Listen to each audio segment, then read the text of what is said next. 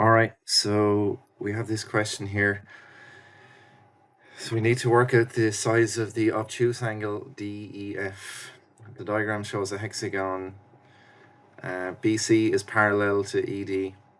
Work out the size of obtuse angle. So straight away, this is important. BC is parallel to ED. So let's see where that is. Oh, there it is.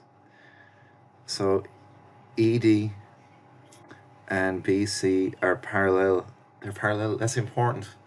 So you might use angles in parallel lines here, right? We need to work out the obtuse angle DEF. Okay, so it's an obtuse angle. Obtuse angle DEF. Actually, yeah, there you go. So it's obtuse. So here's DEF. Now, is it this angle? Or is it that angle there? So that's the question. So the angle on the bottom here, that's reflex. So it's the angle on the top, actually. They want us to find that outer angle there. So let's go. So I say, first of all, we have these parallel lines. Yes, let's use them. We're missing two angles inside this polygon. So it's a six-sided polygon because it's a hexagon. We're missing this angle here and this angle here, all right? So they're the two angles that we're missing inside the polygon. So let's give it a go. Let's use these parallel lines. So, I mean, it's your question. So if you want to like just kind of extend this out, you can. Yeah, so actually that line, if we just continued that line and if we continued this line out, now you don't have to draw this, but it just helps you understand what's going on. And suddenly, look, we have that Z shape. So if I put that up there, and if I do this, we have that Z shape there, sugar. So this line, and we have that, and we have that. So this is 42 degrees here. We have this parallel line, and a transversal. This is 42. So we know, actually, that angle there also has to be 42. Yeah? That angle there has to be 42 because they're alternate angles, and alternate angles are equal. So that's the first thing that we will write in. So that's going to be 42 degrees. I'll actually put it in a different color because I'd like to keep red for the angle that we're actually looking for. So I'll make it blue. There we go. So that's 42. So if that's 42, well, angle on a straight line is 180 degrees. So that would mean that this angle in here is simply 180 degrees minus 42. Okay? So 100, what would you call it? Angle EDC. So angle, the size of angle is my angle symbol. EDC equals 180 minus 42. And that will be 138 degrees. All right, so we know that's 138. 138 degrees. Now, if you're very smart, you'd know that this angle here and this angle here are co-interior angles, so you could have just got that straight away. You didn't necessarily need to get the alternate angle, but as with a lot of things in polygons, there's a number of ways to approach the question. So now we have a six-sided polygon hexagon, and we know 1, 2, 3, 4, 5 angles, and we're missing this angle here. So let's calculate the angle. So it's the, what would we say? The reflex angle DEF. It's not the obtuse angle, it's the reflex angle. So I'm just going to say angle DEF. And I'm just going to put R for reflex. Or I'll put REF. How about that? Reflex. It's a reflex angle. I'll put the whole word. There you go. So it's the reflex angle is going to be, well, it's going to be, what is the sum of the angles inside a hexagon? We know our formula. It's 180 times n minus 2. That's the total angle, sum of the angles. And that equals 180 times n is the number of sides, which is 6 minus 2.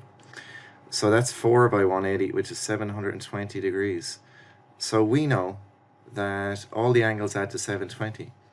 So to get this reflex angle here, we just take all the other angles away from 720.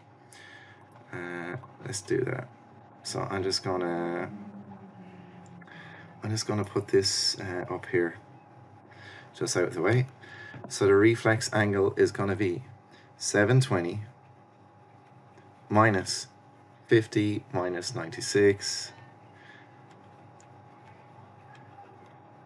minus 144 minus 42 and minus 138. It's gone off the page, but I'll sort that out. Okay, so there you go. So that's it. It's just going to be 720 minus that, minus that, minus that. So I don't have my calculator with me, but I'll do it anyway. So that's going to be 670 minus 96 is going to be 574.